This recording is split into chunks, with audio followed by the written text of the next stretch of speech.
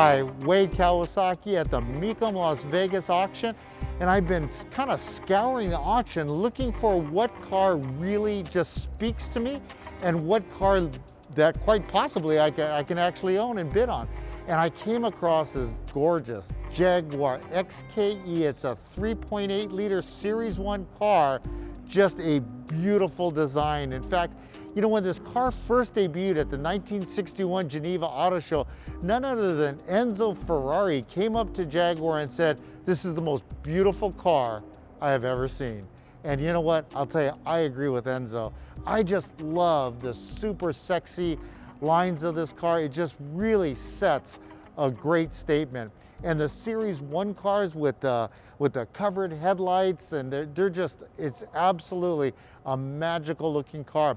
And what we thought we would do today is kind of show you what I do when I look at a car that I'm thinking about purchasing, because unless I really look at a car in detail, I will never bid on that auction block. I won't bid on a car that I've never actually did any research on or really taken a look at.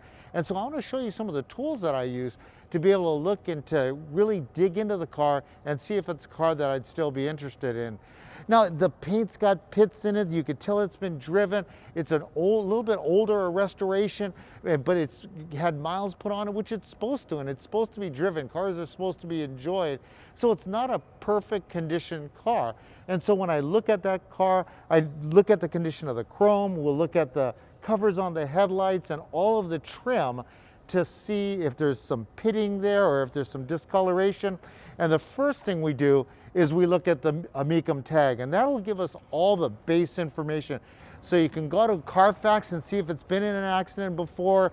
You might even get some service history. Usually with the older car, you won't get that much service history. This one says it's got a matching numbers, 3.8 liter engine and a 5-speed manual transmission. That means they upgraded the transmission. The transmission was originally a 4-speed. They upgraded to a 5-speed. Really not that big a deal unless you're looking, you know, for a $200,000 concourse restoration car. But this one, the 5-speed makes it a much more drivable car. You can take it on tours. It's not straining as much when you put it on the freeway. This one's got the 3 SU carburetors, disc brakes, and of course signal red exterior over the beige interior. And then as far as all the Series I's had those covered headlights. So that's the first thing I do. I'll look at that tag and take a look at the car. But the second thing I'll do is I'll pull out my phone, and there's two tools that Hagerty has that I always use when I'm looking at a car. So the first tool is I go to Hagerty.com and go to their valuation tool. And for this, it's I'll look up the car on that valuation tool. I can search it by year, then by make, and say it's a Series I 3.8 liter engine, and I'll put that into the system. And what that'll give me is their current valuations of the vehicles. And this one, for 64 Jaguar E-Type 3.8, it's $62,200 is the average value. I can also read about the car and what the characteristics were and how they drive and how rare they are, how many were in production. Of this 3.8 liter Roadster, there was 7,820 produced in 1964. It'll also tell me on those current values what a number one or a concourse car would be. This is something that could go on the lawn at Amelia Island or at Pebble Beach.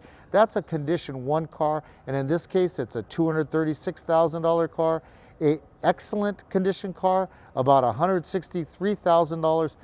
Good, or a condition 3, is $62,200, and then fair, or a condition 4 car, $40,000. Now I would put this car between a 3 and a 4. There is some pitting in the paint, as we talked about, and some thin spots in the paint, a little bit of hazing and crazing. There are some pits within the trim, and the chrome isn't perfect, so it's something that should be attended to. Or if I were going to buy this car, which I love this car, and I know my wife loves these cars as well, I would just drive it, because I mean it's a perfect driver condition car. After you go to the Hagerty valuation tool and look at all the valuations, as the auction's going on, you can go to the Hagerty auction app, punch on whatever auction you're at, look for whatever car number that you want more information on. And at that app, it'll also give you the valuation, but beyond that, it'll give you the last few sales at auctions and tell you what price that those vehicles went for. So really important data that will be at the tips of your fingers within that Hagerty app that you can put on your iPhone.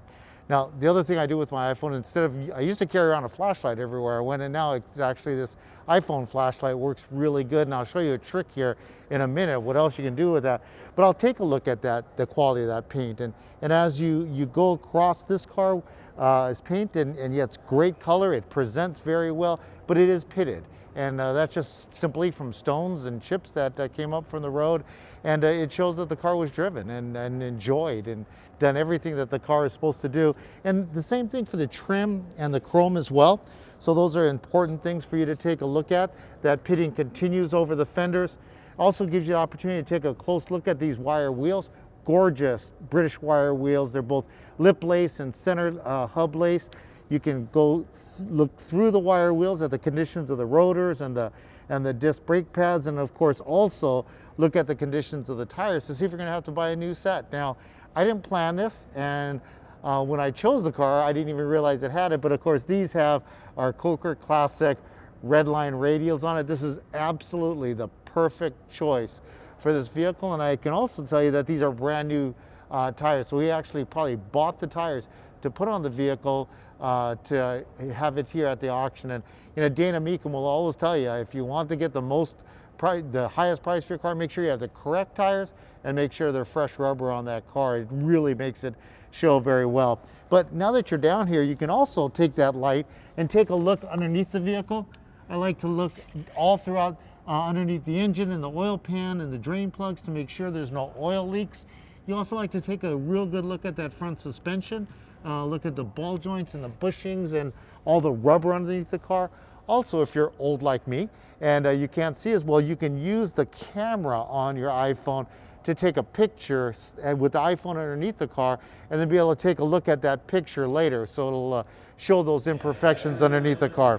So coming up, spotting down the side of the car, again, that kind of cracking and some of the hazing of the paint you can still see, and it's also evident.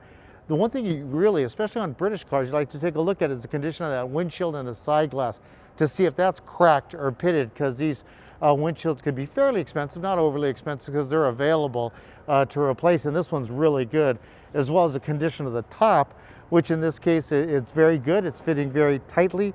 So as I said, it's a very presentable car that could easily be taken on tours, driven around on Sundays, and you know, from 10 feet, it's an absolutely gorgeous vehicle. Also like to take a look under the rear end of the car. Take a look at the rear end. Of course, this one's got these inboard disc brakes, so you can take a look and see the condition of those rotors. It's got dual coilover shocks on each corner of the rear, which are great for handling and are really an advancement for back in 1965. And those all look kind of with the normal amount of wear. The bushings again, the rubber components, all with a normal amount of wear. This car has not been restored recently. It definitely looks like it was restored at one point, but it was probably years and years ago, and then enjoyed thoroughly up until then. And you know, nothing appears to be broken or wrong with the vehicle, so it's something that could continue to be enjoyed, or you could go through a complete restoration of the vehicle. Let's take a look at the interior. So the interior of this car is in, I would consider it good condition. There is some wear and tear in the car in the normal areas, as you, the side of the seat as I got into it, as well on the door jamb a little bit, but there's no real major tears in it. There's no horrible sagging. These are original bucket style seats, which are still comfortable. There's a few things that probably need to be tidied up a little bit, but bottom line, it's a very presentable interior. The dashboard looks like it was replaced when they did the restoration. It's not cracked. It looks pretty good. It's got an aftermarket Kenwood stereo system in it. You can either leave that in there so you can enjoy that and enjoy some modern, not only music, but probably some connectivity as well. Or you could put an original radio back in there, but everything looks pretty good in here. And again, it really speaks to the fact that the car was originally restored to a very high level, and then enjoyed, and can be enjoyed again right now with a new owner, or as I said, it's a great basis for a complete restoration. Unfortunately, restoration on XK is pretty expensive. So if it were me and I were going to be bidding on this car and purchasing the car, and if the price was right, I could definitely be convinced to do that. I'd probably just drive it just the way it is and enjoy it just the way it is. I think it's a great car. It's a great driver, and these things are just phenomenal road cars. So it would be a fun car to take out on the highway. Now, why don't we open the hood and we can take a look under the hood and see what we have there. And as you can see, as we tilted that front end forward, we're able to expose the engine compartment. The nice thing about an XKE is it absolutely has great access to the engine compartment, as well as the front suspension and the cooling system, and it allows us to take a really good look. Of course, the triple single barrel SU carburetors look actually in very good condition, as well as all the fuel lines on this side of the vehicle. So it looks like they've got actually had some work done to them pretty recently. But you do see the same theme that kind of carried out, that it was a great restoration, but then of course the car was well enjoyed and well used, and you can see some of the rubber parts, especially the covers to the brake master cylinder, are deteriorating. Some of the coating that were on the exterior of the exhaust system has now gotten hot enough to start flaking off. But you know, nothing besides the covers of that master cylinder that I see that would need immediate attention. I think those would need immediate attention. Besides that, everything looks pretty tidy under here. It isn't freshly restored. It isn't in perfect condition. Probably in a little bit worse than good condition, getting somewhere between fair and good condition, but definitely a great driver's quality car, and something that you can thoroughly enjoy out into the road.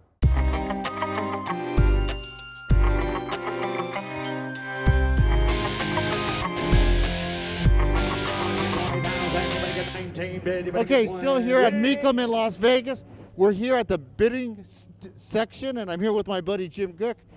Jim is a very experienced auction person and bidder and consigner, and I was telling Jim about this gorgeous Series I Jaguar. Now, Jim, it's just a driver car. I mean, it's got chips in the paint, and it isn't perfect, and it's an older restoration that a guy enjoyed. What do you think about those cars, the Series I cars? The beautiful cars. I mean, the nice thing about that car is it's not a trailer queen. So a guy could buy a car like that and go out and drive it every day and not have to worry. Yeah, that's absolutely true. And I think it's something that if you could buy it for cheap enough, you can actually drive it and enjoy it, but you know, then restore it maybe down the road. Right. I mean, it's a great investment car, that's for sure. So it's only at 35. It's at 40,000 now. 40 bid, you're going to get 45. 45, 50. At 50 bid, you're going to get 50. You're going to get 50 bid, you're going to get 50, 55. I have 50 bid, you're going to get 55. Here, you're going to get 50, 55 bid, you're going to get 50,000. You're going to get 52, 55. 5,505 bid, you're going to get 7 bid, you're going to get 57. Yeah, it'd be a very cool car to drive around while you wait to go ahead and get the thing restored. Oh yeah, absolutely. 57 bid, you're going to get 60. 57. It's definitely under the money right now. Yes. 65. Put him at 5. 65. Thank you. Now 70. 65. 70. 65 bid. 70 again. 70 bid. 75. 70 bid. You're going to get 75. I have 70 bid. You're going to get 75. 80. I have 75 bid. You're going to give 80 bid. You're going to give 80. You're going to give 80. You're going to get 75. 80. 85. 80's bid. 85. 80 bid, you're going to give 85 here, you're going to give 80 bid, you're going to give 85. I think they got bidders on the phone, on the internet, and in the house. Oh, nice. 85 bid, you're going to get 90 bid. Wait, that's been something new to this year, is how much internet bidding we're getting, huh? Well, with COVID, you know, a lot of people don't want to come out, and it's definitely the internet's become the way to do it. 90,000, anybody else? 85's the bid. 87. You know, they can watch it live and bid. 85, 87. Not enough money. Yeah, bid goes Closed on. bid, 85,000. Closed bid, the bid goes on. Well, we followed that car all the way from the staging lanes all the way through the auction, and unfortunately at 85,000 it was a no sale, but had a good time doing it. So if you have any suggestions or things you'd like us to do in the future, please let us know. Take care. $60,000 bid.